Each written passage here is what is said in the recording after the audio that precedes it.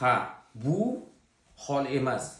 Bu jinsiy a'zoga chiquvchi papilloma virus. Bu papilloma virus bizda, ya'ni erkaklarda hech qanday yuqori juda xavf tug'dirmaydi.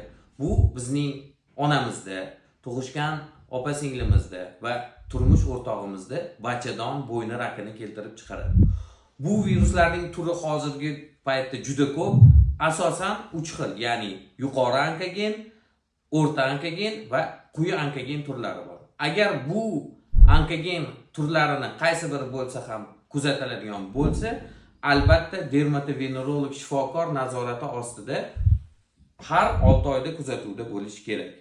Agardaki bizda ushbu toshma kuzatiladigan bo'lsa, unda bemalol bamayli xotir yurmasdan albatta dermatovenerolog shifokorga murojaat qilishingiz shart. Samarali davo muolaja qabul qilishingiz shart. Samarali davo muolaja deganda bu suyuq azot, elektrokoagulyatsiya yoki lazer destruksiya degani emas. Bu sizning immun holatingizga baho bergan holatda umumiy immun tizimi bilan birgalikda destruktiv muolaja o'tkazilish degandir. Ana shundangina samarali davo muolaja qabul qilgan bo'lasiz.